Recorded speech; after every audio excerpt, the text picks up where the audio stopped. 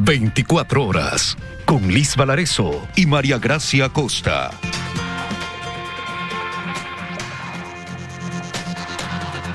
¿Qué tal, amigos? Buenas tardes, bienvenidos a 24 horas. Empiezan los cierres de campaña por parte de los candidatos presidenciales.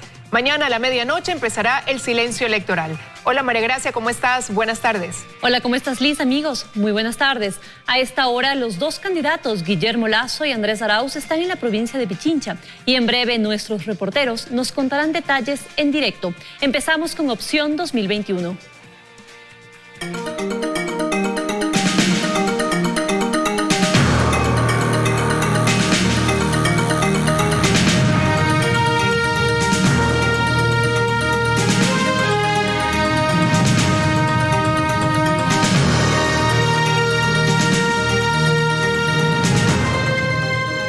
El candidato a la presidencia por el movimiento Creo, Guillermo Lasso, llegó hasta el cantón Cayambe, al norte de Quito, como parte de las actividades del cierre de campaña electoral. Hacemos contacto con Fausto Yepes para conocer los detalles. Hola, Fausto, buenas tardes. ¿En dónde realizará el cierre de campaña el candidato Lasso? Cuéntanos. Gracias, ¿qué tal, amigos? Buenas tardes. Acá en el norte del país, en el cantón Cayambe, se produjo una de las actividades como parte del cierre de campaña del candidato a la presidencia de la República por el movimiento Creo, Guillermo Lasso. Concretamente aquí en el reloj solar de Quitzato, ubicado en la latitud 0, uno de los lugares también que han sido conocidos como el centro del planeta. Acá Guillermo Lasso, acompañado de sus seguidores, llegó también para dar un discurso y un llamado a los ecuatorianos como parte de su cierre de campaña. Él ha dicho que venimos de 14 años de dos gobiernos que se dedicaron a dividir a los ecuatorianos, y también ha dicho que este domingo los electores tienen dos opciones, según Guillermo Lasso: la opción de reconocer las diferencias y, por otro lado, la opción de mantener los enfrentamientos entre los ecuatorianos. Parte del discurso, como las actividades del cierre de campaña de Guillermo Lasso, escuchemos a continuación. Venimos de 14 años de dos gobiernos que se dedicaron a enfrentar y a dividir a los ecuatorianos, y siguen dedicados a mentir, a jugar con calumnias, a pretender ensuciar la honra de las personas, a mantener un modelo que tanto daño le ha hecho al Ecuador. Ante la diversidad caben dos actitudes: la del gobierno, que durante más de una década persiguió a todos los que no se ajustaban a los gustos de un caudillo, y la nuestra, que considera que la diversidad es uno de los mayores capitales con que contamos en el Ecuador. Y bien, hoy Guillermo Lasso cierra su campaña en la provincia de Pichincha. En pocos minutos estará ya en el santuario del Quincha a las 2:30 de la tarde, concretamente haciendo una visita donde no habrá medios de comunicación de momento, y para la tarde, ya pasadas las 3 de la tarde, estará en la Plaza de San Blas, en el centro histórico de Quito. Para mañana, las actividades están previstas en la ciudad de Guayaquil. Quedan pocas horas para que los electores tomen la decisión de lo que ocurrirá el próximo domingo. Hasta aquí nuestro enlace desde el cantón Cayambe. Seguimos con ustedes y más información en los estudios. Una buena tarde para todos. Muchísimas gracias, Fausto, por tu informe. Muy buena tarde. Y de su parte, Andrés Arauz, candidato a la presidencia por la Alianza UNES, mantiene agenda en Quito en el penúltimo día de campaña electoral. Andrea Samaniego nos tiene los detalles desde el sur de la capital. Hola, Andrea, buenas tardes. Tú sigues.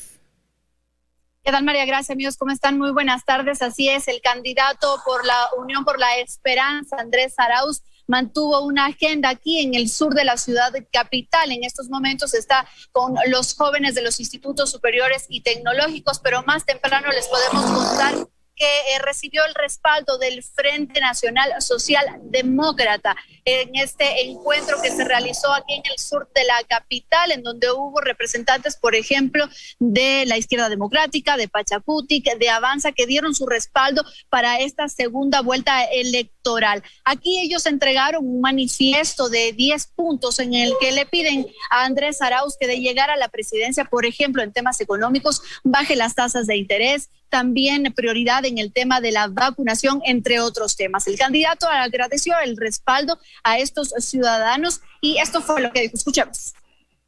como prioridad constituir este bloque histórico que tiene plena conciencia social y del momento que estamos viviendo los ecuatorianos y que sumará esfuerzos, superando las diferencias y enfatizando nuestras coincidencias para poder avanzar a resolver las crisis que está enfrentando nuestro país. Y poco a poco, conforme salgamos este año de ese dolor que se encuentra en la familia ecuatoriana, a partir del 2022, asumir una agenda programática potente que ponga en el centro nuestros principios constitucionales, nuestros valores de justicia, de equidad, de producción, de empleo, de generación de valor. Una vez concluidas estas actividades aquí en el sur de la capital, él se dirigirá hacia la ciudad de Guayaquil, en donde cerrará su campaña con un recorrido desde las 15:30. El día jueves, mañana, cerrará su campaña en Manabí y en horas de la tarde cerrará su campaña política aquí en la capital, específicamente en el sector de Quitum. Esta es la información hasta ahora. Ustedes tienen más noticias. Muy buenas tardes. Buenas tardes para ti también, Andrea, y muchísimas gracias. El presidente del pueblo, Sarayaku, ratificó la decisión de no permitir el ingreso de las urnas y paquetes electorales para los comicios, pese a los intentos de diálogo del CNE. Además, pone sobre la mesa el debate sobre la obligatoriedad del voto. Este es el único territorio en el país donde no habría sufragio este domingo. Mediante una carta dirigida a la presidenta del CNE, el pueblo de Sarayaku informó que no permitirían el ingreso de las urnas a su territorio. Las razones las explica el presidente Tupac Viteri. Por la inconformidad de los resultados que se dieron en las elecciones pasadas. En el Consejo Nacional Electoral continúan los intentos de diálogo para procurar un acercamiento y cambiar la opinión para que puedan sufragar. Con los dirigentes del pueblo Sarayaku, creo que es nuestra obligación como Consejo Nacional Electoral invitar al diálogo. No podemos poner en riesgo a nuestros funcionarios y tratando de imponer el llevar las urnas a los sitios donde se ha previsto hacer un recinto electoral. Y si lamentablemente por más esfuerzo y intento de diálogo no se puede lograr realizar el proceso, ya pues tendrá que suspenderse. Sin embargo, ellos aseguran que se mantendrán firmes en su decisión, que ejercen su derecho a la resistencia y continúan con la orden que fue tomada al nivel más alto. El Consejo de Gobierno o la representación legal del pueblo quichua de Sarayaku no puede cambiar ninguna decisión. La máxima autoridad que toma las decisiones en estos ámbitos es la Asamblea. El CNE también les recordó que el voto es obligatorio. Existe una sanción, una multa económica en el caso de no asistir a votar. Es una democracia. En ese sentido, hemos hecho esta acción para generar un debate a nivel de la Asamblea Nacional, a nivel del Estado, a nivel de los gobiernos, donde el voto sea de libertad. Según el CNE, son alrededor de 1,000 los electores en este territorio, ubicado en la Amazonía ecuatoriana. En Quito, María Gracia Acosta, 24 horas. Y a un día del cierre de campañas electorales, el CNE recuerda las sanciones por incumplimiento de las diferentes normativas que rigen los comicios. El viernes inicia el silencio electoral y la ley seca. Faltan 5 días para las elecciones en segunda vuelta y avanza el calendario electoral, pero también las autoridades del Consejo Nacional Electoral recuerdan las sanciones por infracciones. Datos que la ciudadanía debe conocer porque el incumplimiento de estas disposiciones legales acarrea consecuencias. La campaña electoral termina el 8 de abril. El silencio electoral inicia a las 0 horas del 9 de abril hasta las 17 horas del domingo 11 de abril. Durante este tiempo, según los consejeros electorales, no se podrá difundir cierto tipo de información como estipula el artículo 207 del Código de la Democracia. Queda prohibida la difusión de cualquier tipo de información dispuesta por las instituciones públicas, así como la difusión de publicidad electoral. Opiniones o imágenes en todo tipo de medios de comunicación que induzcan a los electores sobre una posición o preferencia electoral. Las sanciones incluyen a los medios de comunicación. Consiste en la suspensión de la publicidad en el medio que incurra en esta infracción electoral y una multa desde 10.000 hasta $102.000 e inclusive la suspensión del medio de comunicación. La ley seca inicia a las 12 horas del viernes 9 de abril hasta las 12 horas del lunes 12 de abril y la ley prevé otras sanciones. La multa por no asistir a sufragar es de $40. Para los miembros que no asisten a integrar las juntas receptoras del voto, la multa es de $60. Los miembros de juntas receptoras del voto que no se capaciten tendrán que pagar una multa de $40 y los miembros que abandonen injustificadamente la junta receptora del voto tendrán una sanción de entre $4.000 y $8.000. Sobre esto, asegura el consejero José Cabrera, han continuado con el proceso de capacitación. Hubo varias formas. La primera se ubicó por medio de las delegaciones provinciales a las juntas receptoras del voto, que en mayor parte hubo inconsistencias. Tendremos que ver cuál es la capacidad que tenemos para poder hacer estas pruebas rápidas y poder identificar quiénes están contagiados. Explica que en las próximas horas identificará a los miembros que están en provincias con más problemas. En Quito, María Gracia Acosta, 24 horas. La CONAIE ratificó su postura por el voto nulo durante la segunda vuelta electoral y rechaza la actuación de Jaime Vargas y Virna Cedeño, pues sostienen que el movimiento indígena no se siente representado por ninguno de los dos candidatos. Nosotros, y personalmente, estoy en desacuerdo y decepcionado con la actuación y decisión que ha tomado el compañero Jaime Vargas, que realmente no dimensionó que es una autoridad nacional que agrupa y representa a todos los pueblos y las nacionalidades del Ecuador. En esa misma magnitud, el movimiento indígena aplicará el proceso de evaluación contra todos quienes han optado por la derecha tradicional, representado por Lasso, y contra quienes se han inclinado por la pseudoizquierda, ahora representado por Arauz. Nos sostenemos en el voto nulo ideológico que ha sido decidido de manera orgánica.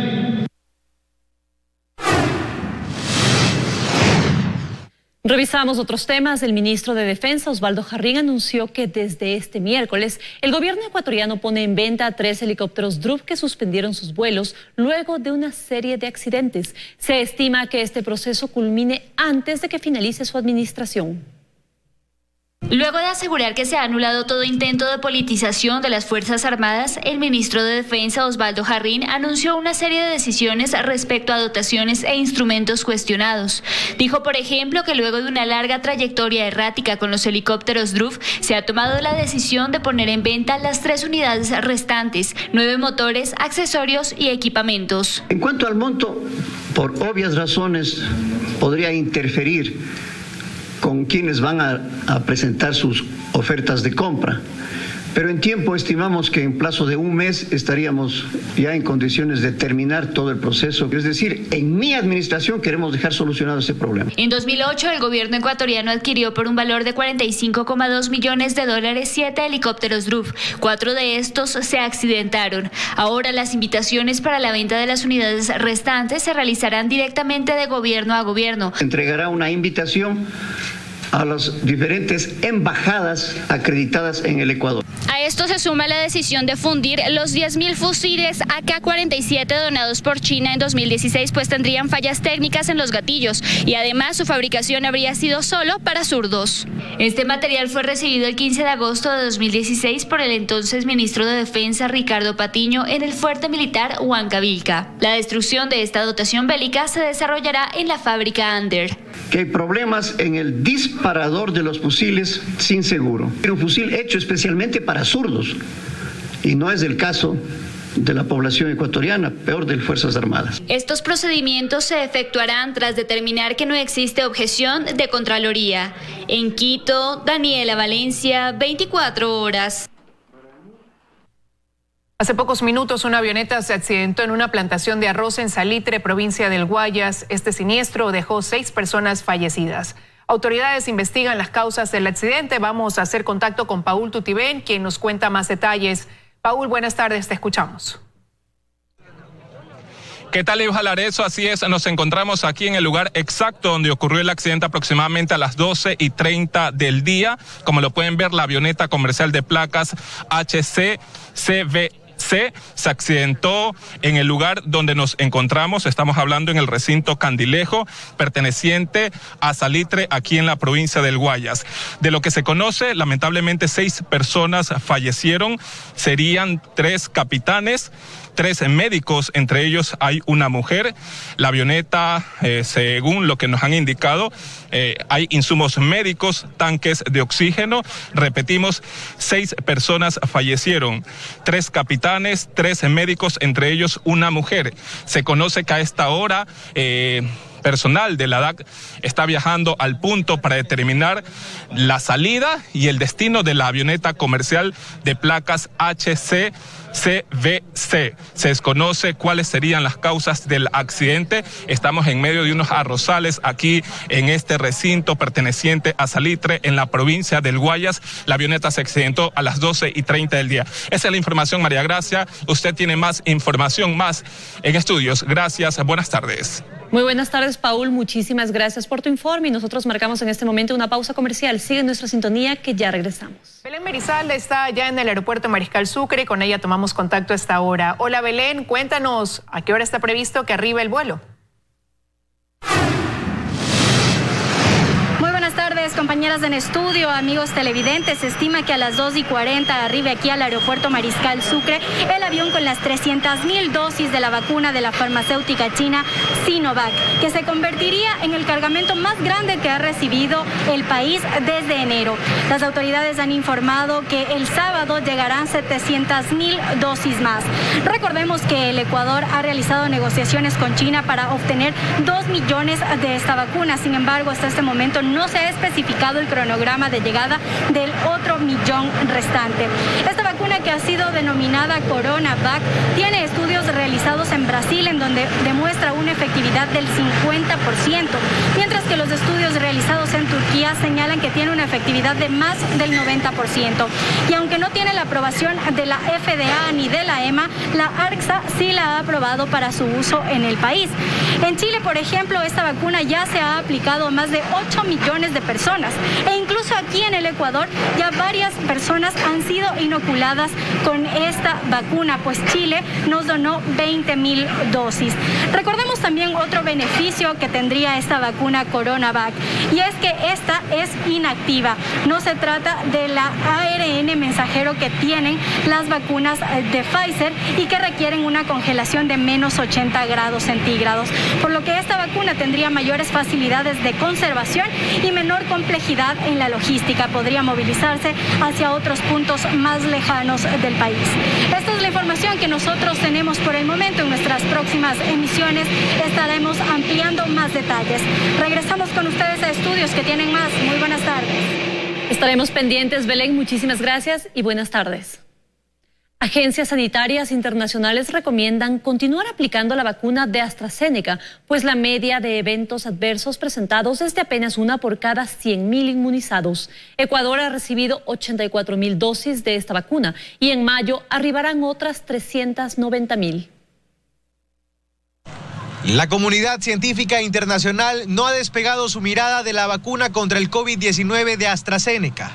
Y a la fecha no son pocos los estudios sobre la relación entre su aplicación y algunos casos de trombosis, es decir, coágulos de sangre. Sin embargo, estos eventos adversos aún se consideran extraños. En promedio se presenta 1 entre 100.000 casos exitosos, la mayoría de ellos en personas menores de 30 años con algunas condiciones específicas. Andrea Gómez es epidemióloga. Tal vez personas que tienen alguna comorbilidad que podría estar aumentando la probabilidad de desarrollar este caso. En el caso de personas que puedan tener, por ejemplo, algún problema de coagulación, estén tomando algún medicamento anticoagulante. El Comité Conjunto de Vacunación e Inmunización de Reino Unido resalta en su más reciente informe que los beneficios de la vacunación inmediata con AstraZeneca superan con creces el riesgo de eventos adversos para personas de 30 años o más. Por lo que se asegura que si hay temor entre los menores de 30 años, se puede buscar otro tipo de vacunas, aunque las anomalías reportadas aún son pocas para marcar una tendencia. Todas las personas que no tienen ninguna comorbilidad, ningún tipo de alergia grave, que no tienen algún tratamiento que podría afectar la coagulación, nos podríamos vacunar con cualquier vacuna, porque en este momento las vacunas han mostrado su efecto positivo, pero además nos están ayudando para controlar la pandemia a nivel mundial. El pasado 17 de marzo, Ecuador recibió 84.000 dosis de la vacuna de AstraZeneca, como parte de la iniciativa COVAX a la que el país está suscrito. Según la web Plan Vacunarse EC, 390.000 de estas vacunas llegarán en mayo y un número igual en junio. El Ministerio de Salud Pública dio a conocer a través de un comunicado que se realiza el seguimiento de cada uno de los vacunados para precautelar su salud, pero que se continuará con el proceso de inmunización con AstraZeneca, pues por lo pronto la Organización Mundial de la Salud no ha emitido pronunciamiento sobre el no uso de esta vacuna. En Guayaquil, Carlos Acoto, 24 horas. La Corte Constitucional dispone que el estado de excepción que actualmente rige en 8 provincias del país tenga vigencia hasta la medianoche del viernes. Además, se han emitido nuevas disposiciones por parte del COE Nacional. Nos enlazamos con Joana Ramos, quien nos cuenta más detalles. Hola, Joana, adelante. ¿Qué tal, compañeras? Muy buenas tardes. Así es, con esta nueva resolución de la Corte Constitucional termina así el estado de excepción y el toque de queda este viernes 9 de abril, exactamente a la medianoche. Nosotros les preparamos un reportaje, veamos.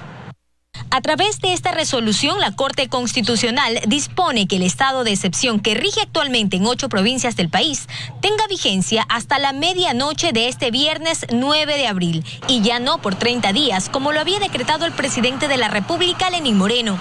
Con el término del estado de excepción queda sin efecto el toque de queda, las restricciones en la circulación vehicular, el cierre de gimnasios, la suspensión de la jornada laboral presencial en el sector público, entre otras disposiciones. Los magistrados argumentan que las medidas adoptadas, en particular el toque de queda, fueron justificadas por Moreno únicamente hasta esa fecha. La gente tiene que ser responsable de su salud.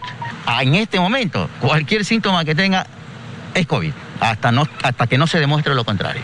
Esto ocurre cuando en el país existen 337.702 casos confirmados de COVID-19, es decir, 1.000 nuevos contagios en las últimas 24 horas. Ante esto, el COE Nacional modificó los requisitos de ingreso para los viajeros provenientes de Brasil. Esta medida se aplicará desde el 8 de abril a las 23 horas con 59 minutos. Todos los pasajeros cuyo punto de origen, escala o tránsito sea Brasil deberán someterse a cuarentena obligatoria por 10 días en los hoteles autorizados por el Ministerio de Turismo y el Ministerio de Salud Pública. El cambio rige independientemente del resultado de la prueba diagnóstica PCR negativa que deben presentar todos los viajeros que lleguen del exterior. De esta forma, el gobierno intenta retrasar la llegada de la variante brasileña del coronavirus, que por cierto ya está presente en Perú y Colombia. Al aeropuerto de Guayaquil actualmente no llegan vuelos directos de Brasil y tampoco escalas. Y antes de concluir, quiero informarles sobre los últimos datos del Ministerio de Salud Pública. Aquí en Guayaquil ya son 29.200 las personas que han sido contagiadas por el virus. Es decir, poco más de 200 en las últimas 48 horas. Con esta información me despido. Muy buenas tardes. Muy buenas tardes, Joana. Muchísimas gracias por tu informe. Y Loja es una de las 8 provincias que se mantienen en estado de excepción por decreto presidencial. 7 de sus 16 cantones continúan en semáforo rojo, incluida su cabecera cantonal. Pero, ¿cuál es la realidad que se vive en el sur del país a 6 días del endurecimiento de medidas de restricción? María del Rocío Coronel desde Loja nos amplía la información. Hola, María del Rocío, adelante. Gracias, compañeros en estudios, y buenas tardes. Como podemos observar, a esta hora de la tarde en el casco céntrico de la ciudad de Loja se registra aglomeración de personas, ventas informales y la falta evidente de las medidas de bioseguridad. El panorama se repite en centros de abasto como el Mercado Central, en donde debería controlarse el aforo con solo el 50%, pero como observamos en imágenes, esto no se cumple. Estas son algunas de las medidas de restricción que deberían ejecutarse en la provincia de Loja, pues esta es una de las 8 provincias que se mantienen en estado de excepción por decreto presidencial. Mientras tanto, las unidades de cuidados intensivos continúan saturadas y los contagios de COVID-19 en la provincia de Loja han ascendido a 12.543. A continuación, escucharemos las declaraciones de Efraín Muñoz, coordinador del municipio de Loja, quien hace una autoevaluación de cómo está nuestra ciudad y provincia durante estos primeros días en estado de excepción. Entre viernes y sábado tuvimos realmente dificultades. Un número significativo de la ciudadanía no nos colaboraba. Encontramos también personas vendiendo y consumiendo alcohol. De los 16 cantones de la provincia de Loja, 7 continúan en semáforo rojo, entre ellos su cabecera cantonal. Lamentablemente, las cifras no son nada alentadoras y el índice de contagios de COVID-19 continúa en incremento en la provincia de Loja. Nosotros les mantendremos informados de cómo continúa la situación aquí en el sur del país. Continúan en estudios. Buenas tardes. Buenas tardes para ti también, María del Rocío, y muchísimas gracias. La Agencia de Regulación Sanitaria ingresó a las oficinas de Quifatex, la única empresa encargada de distribuir Actemra. En la entidad solicitaron el inventario de importación y comercialización de la ampolla del 2020 y 2021 para poder seguir el rastro del producto que se comercializa informalmente. Es el interior de las bodegas de Quifatex, la única empresa que se encarga de la logística, es decir, distribución de la Actemra en el país. Tras lo evidente en redes sociales y las denuncias públicas de quienes tuvieron que comprar hasta en $1,200 estas ampollas que realmente cuestan 342, el ARSA decidió intervenir. Ingresaron a Quifatex, operador logístico de Roche, para solicitar el inventario de importación y comercialización de la Actemra en el país del año 2020 y 2021. Para contrarrestar su ingreso con sus egresos y de esa manera determinar hacia dónde se están dirigiendo todas las unidades de este producto. En las farmacias autorizadas para su venta aseguran que el producto que otros en el mercado informal dicen tener en grandes cantidades, a ellos no les llega.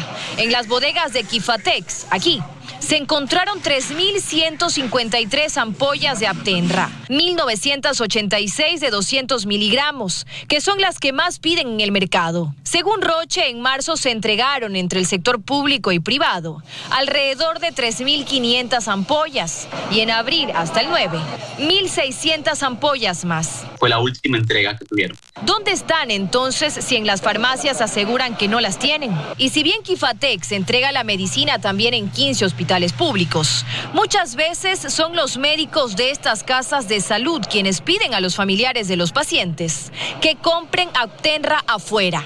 ¿Por qué? Está aprobado para su uso en artritis reumatoidea. Muchas de las instituciones pueden argumentar con lógica que el producto está en refrigeración de la institución, pero que no lo pueden utilizar para los pacientes COVID porque se meterían en un problema legal. Desde ARSA también le proponen al Ministerio de Salud que abra el registro de la Actemra para su uso en el tratamiento contra el COVID. Podría ser una de las respuestas para evitar la informalidad. ¿Pero por qué las autoridades no se anticiparon a algo que ya ocurrió hace un año? La especulación de este medicamento. Las actuaciones que ha tenido el ARSA han sido permanentes, constantes. Sin embargo, hay cadenas de comercialización informal que van mucho más allá de nuestras competencias. Dayana Monroy, 24 horas.